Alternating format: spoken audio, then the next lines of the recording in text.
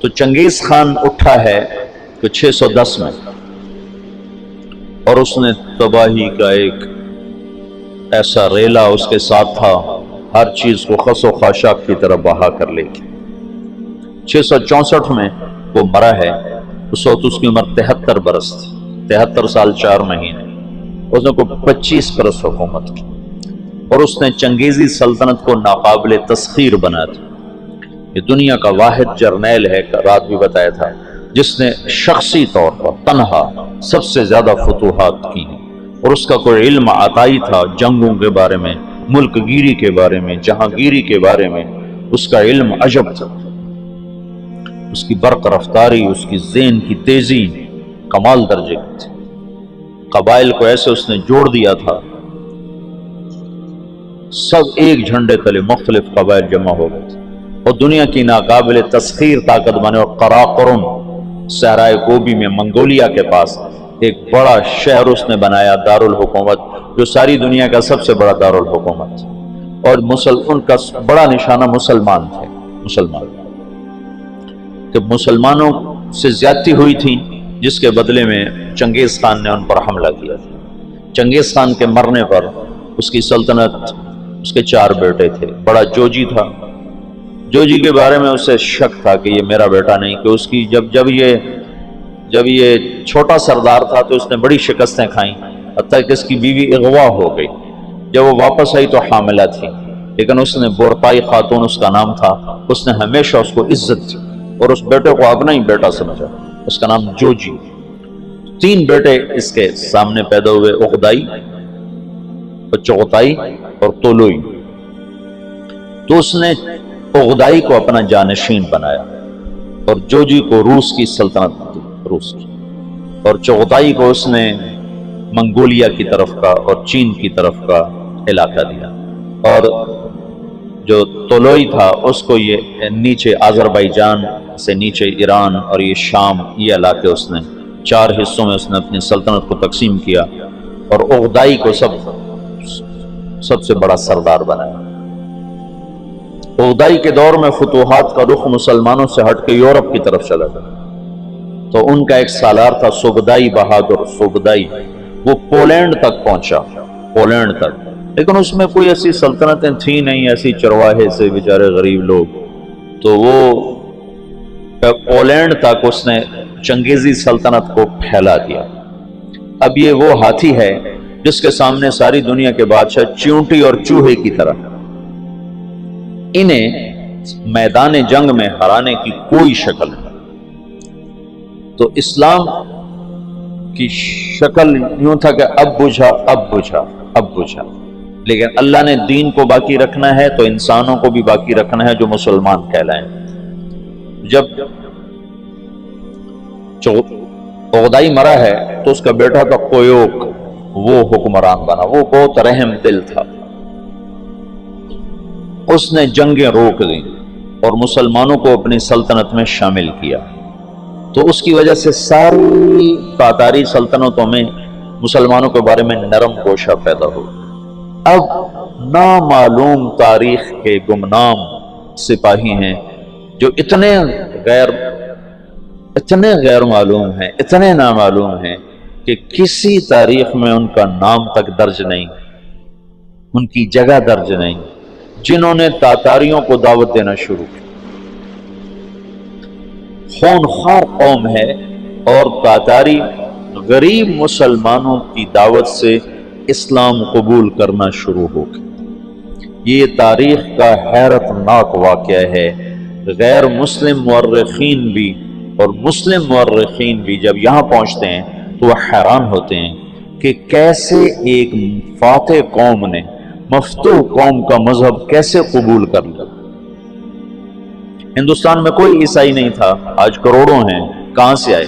انگریزوں نے دعوت۔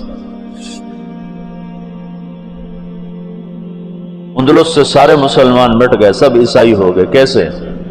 طاقت عیسائیوں کے ہاتھ میں۔ تو یہ ایک عجب واقعہ ہو رہا ہے کہ طاقت جن کے ہاتھ میں ہے وہ اسلام کے سب سے بڑے دشمن ہیں، اور اسلام اور مسلمان ان کے لیے سب سے مبغوض چیز ہے، اور پھر وہ انہی کا کلمہ پڑھتے جا رہے ہیں۔ یہ 7ویں صدی میں ہو چکا ہے۔ آج کا چنگیز کسی اور شکل میں ہے، کسی اور نام کے ساتھ ہے۔ آج کا ہلاکو کسی اور شکل میں ہے، کسی اور نام کے ساتھ ہے، لیکن آج بھی وہی ہوگا جو 7ویں صدی میں ہو چکا ہے۔ ہم ان کو سیاسی میدان میں، جنگی میدان میں شکست نہیں دے سکتے۔ وہ سائنس ٹیکنالوجی میں وہاں پہنچ چکے ہیں جہاں ہم اور جنم لے کر بھی نہیں پہنچ سکتے، لیکن ایک راستہ ہمارے پاس پڑا ہے، ہم ان کو دعوت دیں۔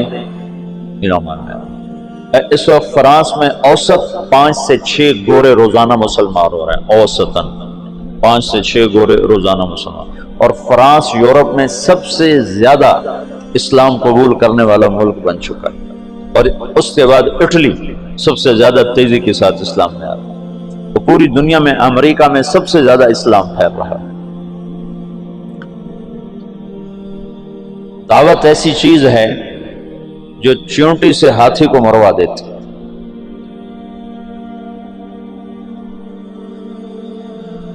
اس کی نرمی سے کچھ دل نرم ہوئے اور اسلام داخل ہونا شروع ہوا۔ تو کویوک جب مرا ہے تو اس کا بعد طولوی کے 4 بیٹے تھے، ایک قبلائی خان، ایک منگو خان، ایک بوکا خان اور ایک ہلاکو خان۔ تو اس وقت جوجی کا بیٹا ایباقا وہ سب سے بڑا سردار تھا تاتاریوں میں، تو انہوں نے مشورہ کیا کہ اب ہم کس کو اپنا خاقان بنائیں، تو ایباقا نے منگو خان کے بارے میں کہا کہ اس کو اپنا خاقان بناؤ۔ منگو اسلام دشمن تھا، اس کے دور میں بغداد تباہ ہوا ہے۔ جب بغداد پہ حملے کا لشکر نکلا ہے تو یہ جو مسلمان دائی تھے یہ جوجی کی نسل میں اپنا کام دکھا چکے تھے، اور جوجی کا پوتا برکا خان مسلمان ہو گیا۔ ان کی دعوت پر ایک وزیر مسلمان ہوا، وزیر کو جب موقع ملتا برکا خان کو اسلام کے فضائل سناتا، اس کو باتیں بڑی اچھی لگتی، پھر وہ پوچھتا تمہیں یہ باتیں کون بتاتا ہے، تو پھر وہ بڑے مناسب طریقے سے کہتا کہ یہ مسلمانوں کا دین ہے، یہ مسلمان بتاتے ہیں۔ پھر اس نے کہا مجھے مسلمانوں کا کوئی وفد ملاؤ، پھر ایک وفد اس سے ملا، انہوں نے اسلام کی دعوت دی، اسلام کے بنیادی اصول بتائے، تو برکا خان مسلمان ہوا۔ روس آج بھی دنیا کی سب سے بڑی سلطنت ہے، اس وقت بھی روس بہت بڑی سلطنت تھا، تو جتنا روسی مغل تھا اور چنگیزی تھا وہ برکا خان کی برکت سے سارے کا سارا مسلمان ہو گیا، کوئی تلوار نہیں۔ ہلاکو جس نے بغداد کو تہ تیغ کر کے رکھ دیا، 15 لاکھ آدمی ذبح کر دیا۔ 658 میں پھر اس نے مصر پہ چڑھے، اس دوران حلب، شام، دمشق کو اس نے اینٹ سے اینٹ بجا دیا۔ پھر 658 میں وہ دمشق مصر کی طرف حملہ آور ہوا۔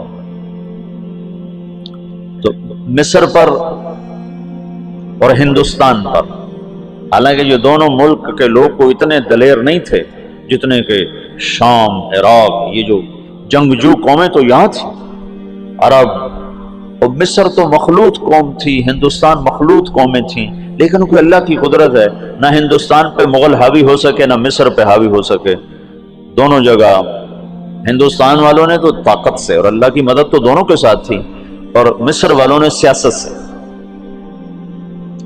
658 میں ہلاکو خان نے مصر پہ حملے کے لیے فوج نکالی تو اس کا بھائی منگو خان مر گیا۔ منگو کے مرنے پر یہ قانون تھا کہ جو تاتاری جہاں پر ہے، جب خاقان اعظم مر جائے تو سب قراقرم پہنچیں تاکہ اگلے خان کا انتخاب کیا جا سکے، اگلے خاقان کا انتخاب کیا جا سکے۔ تو وہ وہاں سے نکلا تو اس کی بیوی تھی، وہ عیسائی ہو چکی تھی، دوقوزہ، اور اس کا سالار تھا کتبوغا، وہ بھی عیسائی ہو چکا تھا۔ وہ مسلمانوں پر بہت ظلم اٹھاتے تھے، بہت ظلم اٹھاتے تھے، اور ان دونوں نے بڑی کوشش کی کہ ہلاکو خان عیسائی ہو جائے، لیکن وہ عیسائی نہیں ہوا۔ تو انہوں نے اس کی منت کی کہ تم واپس نہ جاؤ، مصر کو فتح کر لو، وہ تو مر گیا، اب تو پہنچ بھی نہیں سکتے ہیں، تو تم بعد میں جانا، پہلے مصر فتح کرو۔ اس نے کہا نہیں، یہ چنگیز خان کا قانون ہے، میں اسے پورا کروں۔ اور اس نے ایک لشکر کا حصہ شام میں چھوڑا، فلسطین میں، اور 2 حصے لے کر وہ واپس چلا گیا قراقرم کی طرف۔ تو اس موقع سے فائدہ اٹھا کر مصر والوں نے خود حملہ کر دیا۔